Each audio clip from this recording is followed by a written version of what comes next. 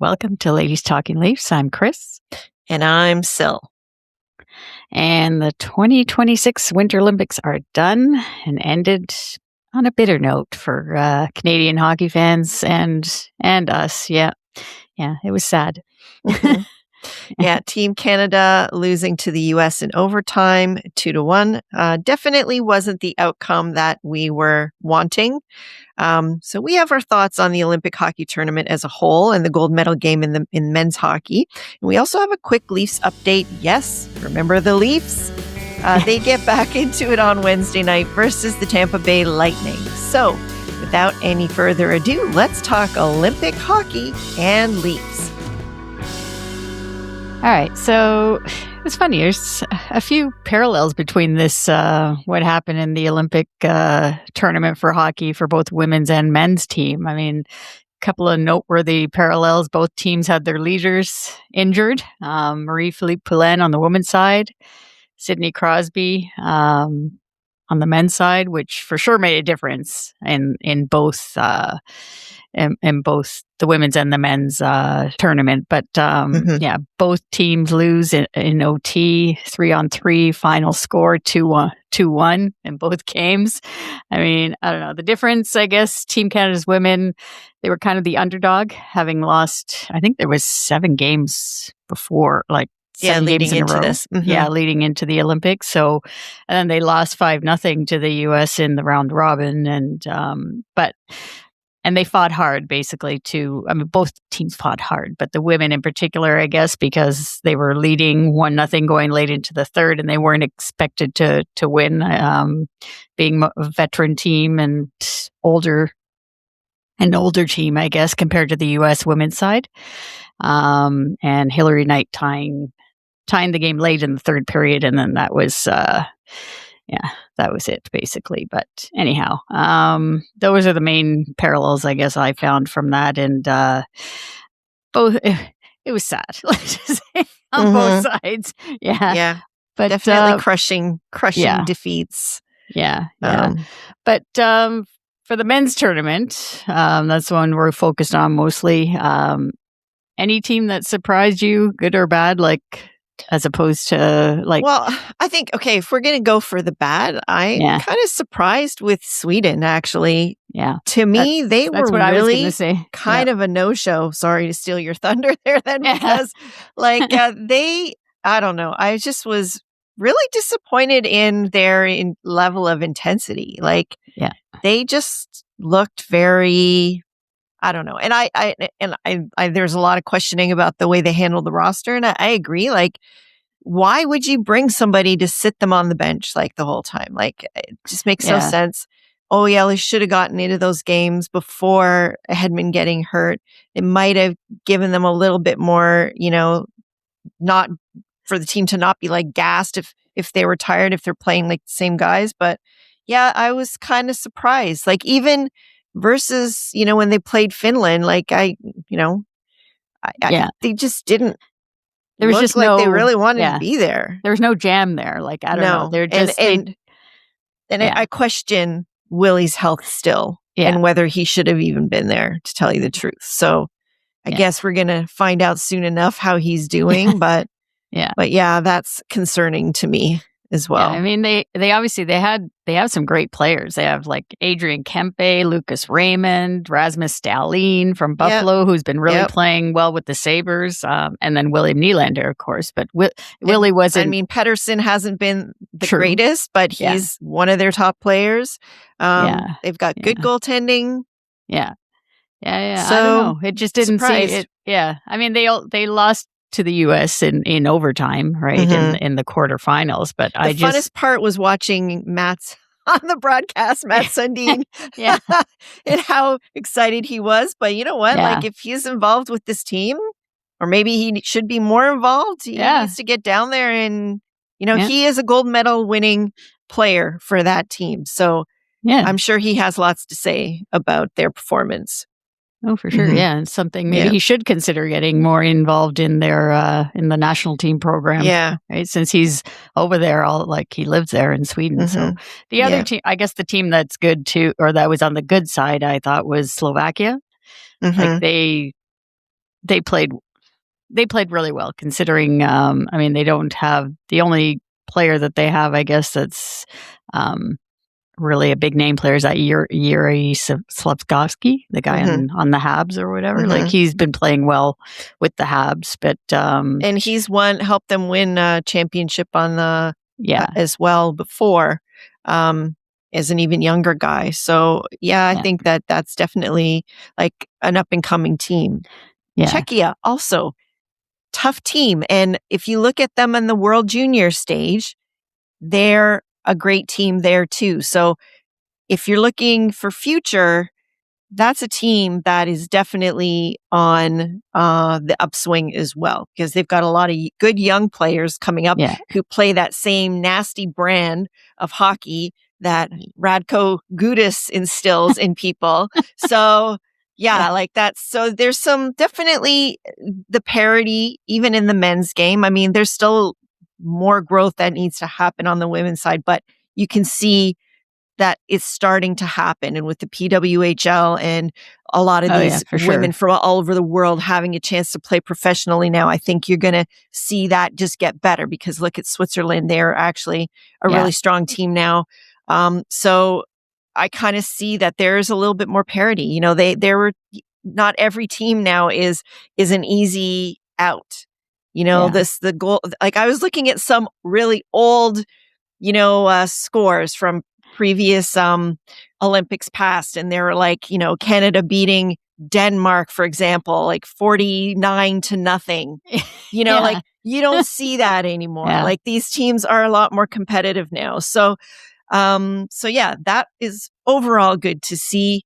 But the overall outcome for our boys, not so great. And the thing is the guy, it just really makes me wonder what the NHL was thinking with them not going for so long, because here you've got all these guys, they're in their prime right now. 4 years from now, they're going to be the elder statesmen on this team. Yeah. They don't have that many left in them. Probably. Maybe 2 at the most, if they can still continue to stay healthy and play at an elite level. So really, and you feel bad for Crosby, like in this 100%, case too, because I mean, it was his, it was probably his last time going to go to the Olympics and participate. But I mean, I don't know. Some people are saying maybe he might do it, try it again, but it's going to be tough. And as you mentioned, Radko Gudas there with his usual oops on purpose kind of thing, right? The guy's an animal. He's an animal. Yeah. It just really. Anyway. Yeah. It's gonna be interesting when those teams go back to their NHL teams, and some of the medals, some of them don't, and But speaking of a medal winner, yes. So what will this tournament do for the Leafs, though? Do you think? I mean, I don't know. I mean, obviously, both of us, we've both said it. We're very happy for Austin Matthews. Yeah.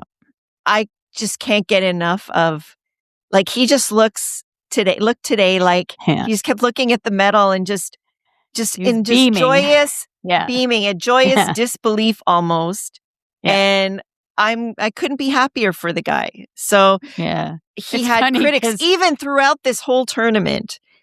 People, media, fans throughout the US slagging the guy. Through it all, he put together his best play, pretty much. He played incredible points, but defensively, he was just lights out.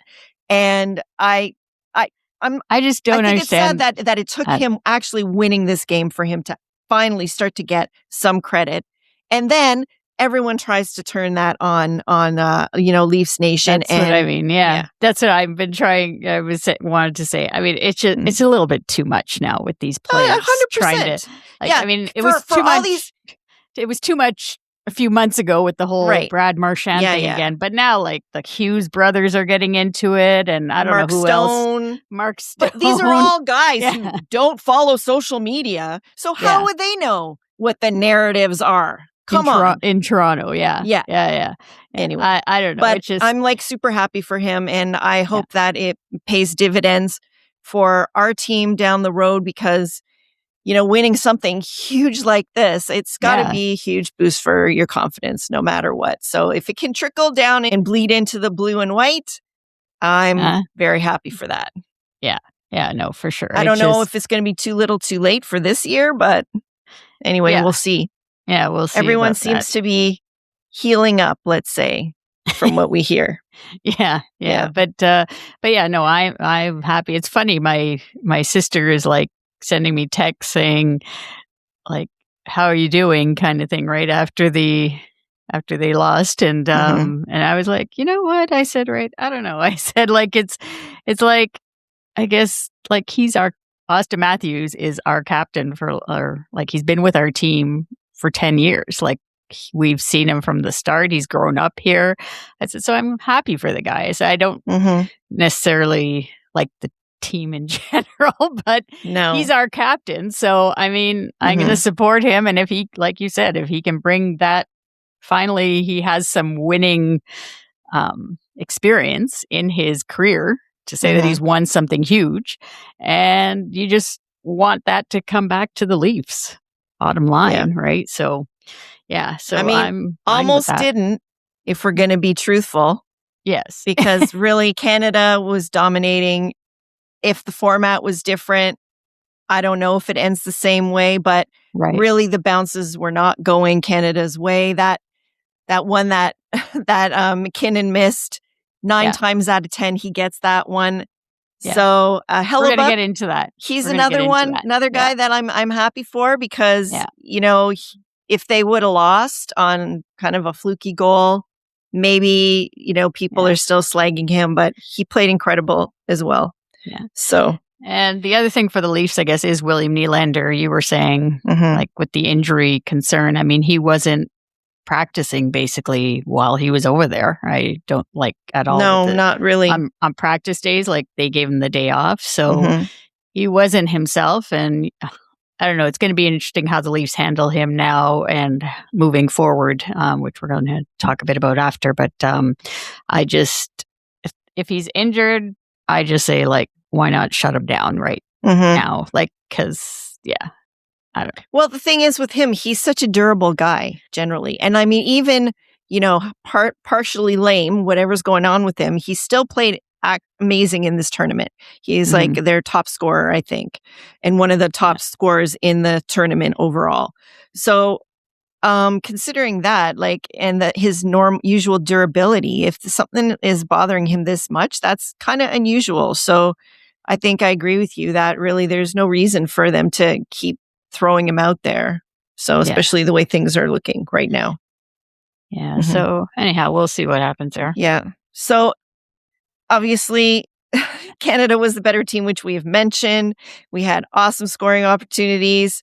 Better goaltender was on the other side. Is there anything else that was a thought that came to your mind about this final game for the men? I mean, a lot of people have mentioned it, and I didn't know this either, that the fact that it's the 3-on-3 thing. I just don't like that. And such an important, like, big stage tournament. You need to just have it as 5-on-5. It's just like the Stanley Cup playoffs. Like, we don't go down to 3-on-3 in the Stanley Cup playoffs. No. And I mean, like, I think they asked some other guys about what they thought, and some people had the idea of, like, hey, why don't you start at 5-on-5, play that for a certain amount of time, go down to 4-on-4, then go down to 3-on-3, like, scale it down like that. Right. And that way you're giving them because the whole thing is they want the games finished more quickly, I guess. But, when it's really the last event of the games is like an extra 15, like it's 20 minutes of 3-on-3 anyways. So, it's like, no matter what, it's going to be sudden death. So I don't really understand it.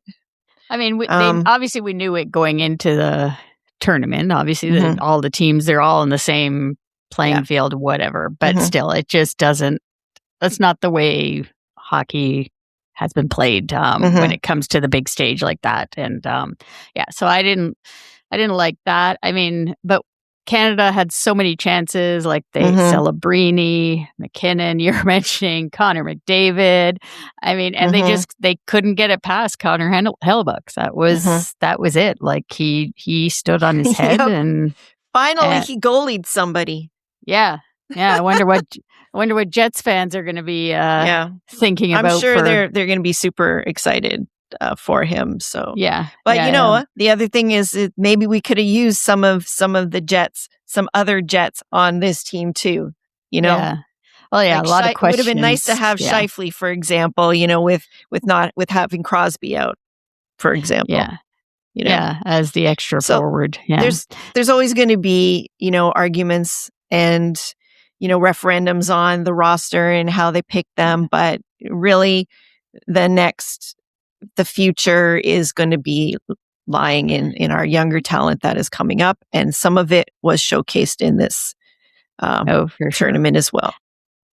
And kudos to Jordan Binnington. Have to say that. I mean, for the amount of crap that he took he's been playing crap with St. Louis for this season, and for him to, I don't know, he proved that he's a number one goalie when you need him in a big tournament like this. Yeah. So I would have liked for him to have the first goal today, though. I have to say. But anyways, well, it wasn't his fault regardless. He was beaten on the other side. Like Hellebuck definitely was the better goalie on this day. But I mean, Canada knew too going into the tournament, goaltending was not our forte in this one. So, but he played well for the tournament as a whole, I thought. All right, so I don't want to go too much more into into this final game. It just it's not good. Let's just say, right? So I mean, you could dig deeper, but it's just it's a sad thing. Yes, and there's no need. No need to keep digging. So our MVPs of the tournament. So who's your MVP? You go. So I'm going future focused. I mean, I know that Connor McDavid was named the MVP of the tournament, and he played amazing, his usual amazing self. But I'm going to go with our future, and that is Macklin Celebrini. He looks so sad today after the loss, but he played incredible in big moments. He's fearless. No issues with the tight checking on him.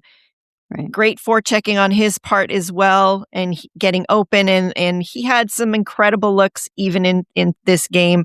He's definitely a superstar, and I wish that he played in a market that we got to watch more. But San Jose is lucky to have him, and I'm taking him as my MVP. Yeah, it would be nice to see him more. It's like you said, being on the West Coast there. I mean, it's we don't stay up that late, I guess, to watch not that often. Not that often, and but definitely he right from the very start too. So and it was definitely good that they brought him. It's too bad Connor Bedard, I think, will be there the next time. And Schaefer would have been nice to have a guy like him on the back end. Yeah. We were really missing Morrissey too. The fact that he got hurt, I thought that was early in the tournament. He basically didn't play at all. But I don't know. I'm definitely gonna be watching Celebrini anyways more closely in the NHL moving forward. Yes. All right. So my MVP from the very beginning, I just loved watching Cale Makar. I could not. Maybe it's because we don't have anybody remotely close to that on the Leafs D. True because enough. It's the magic that he has on the blue line. It's just unbelievable how he sees the game, how he can pick the shots and just place them perfectly, right? Whether it be for a deflection or shooting it into the net. He's amazing. Like, he's just so smooth. He's always like it's like he was on the ice all the time, which I loved because I could watch him more. But I like Colorado fans, the Av fans, like they are what a treat. lucky to be able to see him play every night. And I remember when they had the All-Star game here, and that was the first time I got to really watch him a little bit more up close, and how mesmerized I was by his play. He is definitely elite back there for sure. For sure. Yeah, and his points, I mean, he was second in points on the in the tournament. I believe Quinn Hughes was just ahead of him by 1 point. That says a lot too. With you got two defensemen, both of them, vying for who's number one in the league. So for the Norris Trophy. Yeah. So it'll be interesting. I don't know if he's banged up a little bit, Makar, but he didn't play like he was banged up, but they were mentioning something anyways, just like they mentioned for McKinnon. Nathan McKinnon definitely had something going on, but it's amazing how these players, because they're so elite, they may not be 100%, but they play like 100%. Exactly. It's like unbelievable. But that was Cale Makar's my MVP of the tournament. So, but in reality, all the players, I mean, obviously Connor McDavid, he was chosen as the MVP for the tournament, and no doubt I do feel sorry for him actually now. So much so, yeah, because I mean, how many is he's like? I don't know. I think I saw some graphic where this is like the 4th or 5th MVP he's received in a tournament that he lost. Yes, like God, that's just gotta be like a dagger every time. I'm sorry. A punch in the gut, basically, right? Like it just you feel bad. It's 2 Stanley Cup finals. Now it's just like, and then he's going to go back to the Oilers now, and who knows what's going to happen there. So anyhow, we'll see what happens. All right. Well, the Olympic Winter Games are officially over, and it's a reminder that we want to hear from you with your thoughts on Team Canada's 2026 Olympic hockey tournament, or any special Team Canada moments that you want to share with us. And you could be on our March edition of Leaf It to the Ladies. So you can find our Leaf It to the Ladies link in our show notes wherever you listen or watch our show. And you can also find the link in any of our social media profile pages. And just a reminder, our social media handle is always at LTL1917. So now we have a few Leaf updates for you to get to, because the NHL season starts up again on Wednesday. So we have a couple of days break with no, well, I guess we could watch the Raptors, I suppose, but I was listening to some spring training baseball on the radio, so there's that too. That made me feel a little bit better after the morning that we had.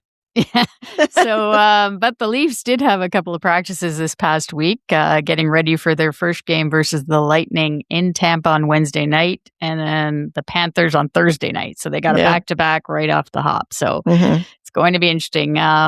Few updates from this week's practice. Morgan Rielly apparently is feeling great, which is a good thing, we guess. He missed 2 games before the break, too, so he's had a little bit of an extended break. I wonder if he was on daddy duty during this because I saw Tessa Virtue was at the Olympics the whole time, pretty much. So I don't know if he was on daddy duty while he was here. That's true. Yeah. And then Dakota Joshua, he's been out since December 28th, and he was back at practice. And according to Coach Craig Berube, like he is probably going to be getting in the lineup on one of these games this week. So we'll see what happens. I wonder who will be out then. I don't know. If Cowan's going to be out, I hope that they don't just keep him up here in the press box. Like at this point, I don't understand why he didn't go down and play with the Marlies. I think that there is a rule. I was seeing there's a rule that if he's played too many games to just be sent down, I think. Because of the break during this break, whatever to take advantage of it. Oh, okay. Yeah. All right. That's what I heard. So that's the reason why, because I was wondering the exact same thing. So anyway, another sighting was Chris Tanev. He's been at practice skating on his own before the main group, but there's still no timeline on him as of yet either. Matthew Nyes, another one, he says he's feeling great and he was able to take care of the lingering injury over the break. And of course, we already mentioned Oliver Ekman-Larsson is back, and he's already practicing like the Iron Man that he is. Not sitting on the bench. Yes. So today we're recording this on Sunday. So yeah, he's back and right back in the swing of things. And of course, Nylander is back, but he is not quite ready to get back on the ice. So might be Monday, but I heard could be as late as Tuesday, actually. So. Oh, you did? Yeah. Maybe it's that injury then. He probably has to get checked out by the medical team or whatever just to make sure.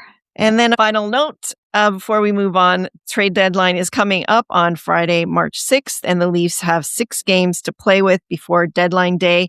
But just an additional note, we're recording this on Sunday, February 22nd, and the trade freeze officially lifts tonight at 11:59. So it's possible that there could be some movement already this week. So yeah, and let's just hope the Leafs do make some moves, because and not decide to go the other way. But we'll see how it goes.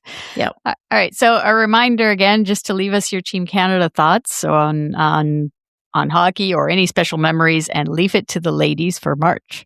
Our social media handle is at LTL1917, and the link is available in all of our social media profile pages and in the show notes of all of our episodes. You can find the show notes by just scrolling down the episode page on the app you are using to listen to our show. You can also hit that follow button on Apple, Spotify, or wherever you're listening to our podcast, and we'll have you up to date on the Leafs throughout the season. If you're watching on YouTube, hit that subscribe button. Just click on that subscribe button, and it just helps us a lot. And you can also listen to our show on the Believe Network at Believe.com. It's BLEAV.com. Our friends at Believe were quite happy about the American hockey win. Let's just say no doubt. No doubt they were. And another way to help us out is by visiting our Ko-fi page at Ko-fi.com. You can follow us there, and if you choose to, you can support us by buying us a coffee. Any donation goes towards helping us produce the show and making it even better for you. You can find the link to our Ko-fi page on all our show notes or any of our social media profile pages. And as always, thank you to our healthcare workers and first responders for all that they do. And we thank you, as always, for listening and watching Ladies Talkin' Leafs.